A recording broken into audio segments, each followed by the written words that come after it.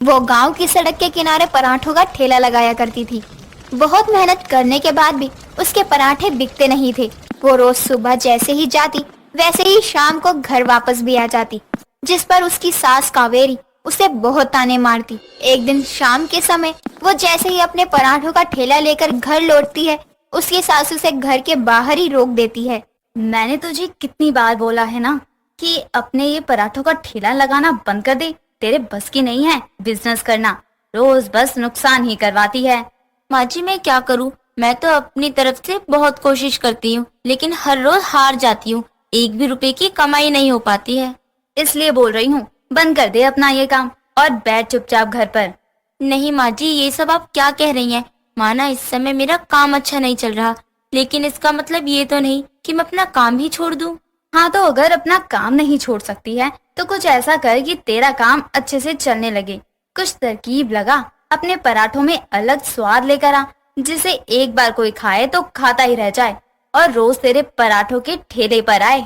हाँ माँ, ये बात आपने सही कही, मैं ऐसा ही कुछ करूँगी। आप देखना, मैं कुछ ऐसा करूँगी जिससे मेरे पराठों के ठेलों पर लोगों की भीड़ लग जाएगी।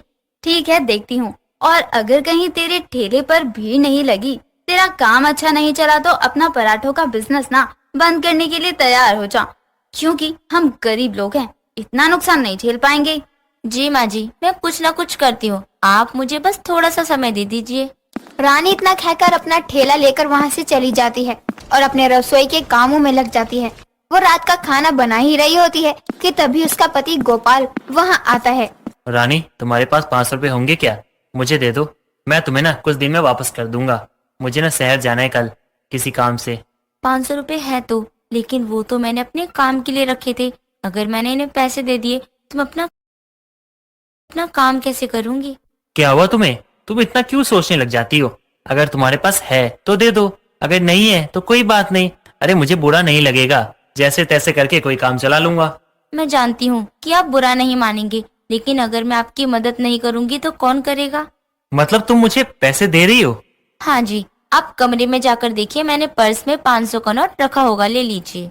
क्या बात है, पत्नी हो तो तुम्हारी जैसी। अरे तुम कितना साथ देती हो मेरा, और मैं हूँ, मैं तो तुम्हारा साथ भी नहीं देता। माँ तुम्हें ताने देती रहती है और मैं चुपचाप सुनता रहता हूँ और कुछ नहीं कहता। तुम्हें तो बहुत बुरा लगता होगा इस बात का। नहीं जी, मुझे बुरा नहीं लगता, क्योंकि मैं जानती हूँ आप माँ और बीबी के चक्कर में फंस जाते हैं। अगर आप मेरी तरफ बोलेंगे तो माँ को बुरा लगेगा, और अगर माँ की तरफ बोलेंगे तो शायद उस टाइम मुझे भी बुरा लगे। तो अच्छा यही है कि आप सास बहू के बीच में पड़िए ही मत। रानी की बात सुनकर गोपाल जोर जोर से हंसने लगता है। दोनों आपस में बातें कर रहे होते हैं कि तभी वहाँ कावेरी आ जाती है। बहू, तू खड़ी होकर अपने पति से ही बात करती रहेगी या आज कुछ खाने को भी मिलेगा? और तू कब से जोरू का गुलाम हो गया है, जो रसोई में भी अपनी बीवी को छोड़ नहीं रहा? इतना प्यार तो कभी मुझे नहीं दिखाया तूने। माँ आप कैसी बातें कर रही हो? ऐसा कुछ नहीं है, मुझे रानी से कुछ काम था, उसे रसोई में काम करते हुए देखा तो चला आया। हो गई जरूरी बात अपनी बीवी से, तो चल अब मेरे साथ बैठकर थोड़ा खाना भी खा ले। हाँ माँ जरूर, चलो, ये कोई कहने वाली बात है क्या? गोपाल इतना कहकर अपनी माँ को लेकर वहाँ से चला जाता है। थोड़ी देर बाद रानी सबके लिए खाना लेकर बाहर आती है, जिसके बाद सभी एक साथ बैठकर खाना खाते हैं और थोड़ी देर बाद अपने कमरों में जाकर सो जाते हैं।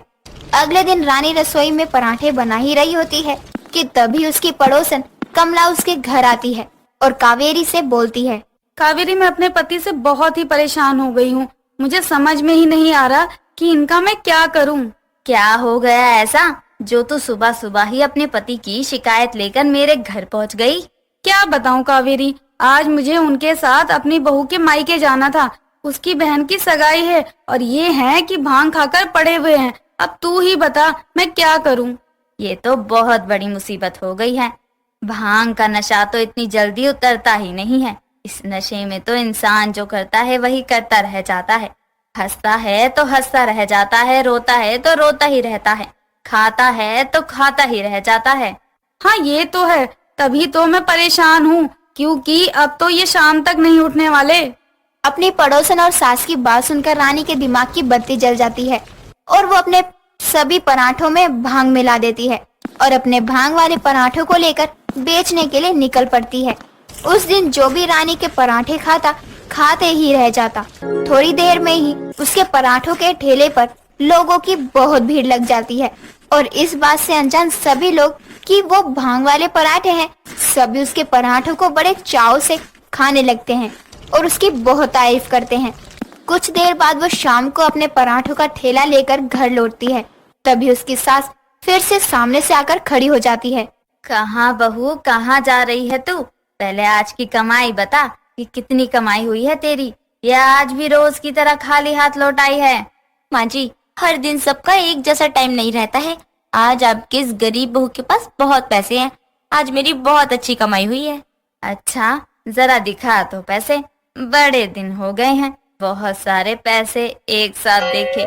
ये देखिए माँ जी, आज मैंने कितने सारे पैसे कमाए। आज तो दिल खुश हो गया अपने ठेले के पास इतने ग्राहकों को खड़ा देखकर। कावेरी अपने हाथों में इतने सारे नोट देखकर बहुत खुश हो जाती है। नोटों से उसकी नजर ही नहीं हटती है। वो तुरंत सभी पैसों को अपने पीछे छुपा लेती है। हाँ हाँ ठीक है, मान लिया कि आज तेरी अच्छी कमाई हो गई, लेकिन अगर ऐसी कमाई रोज हो तभी तो कोई बात होगी ना।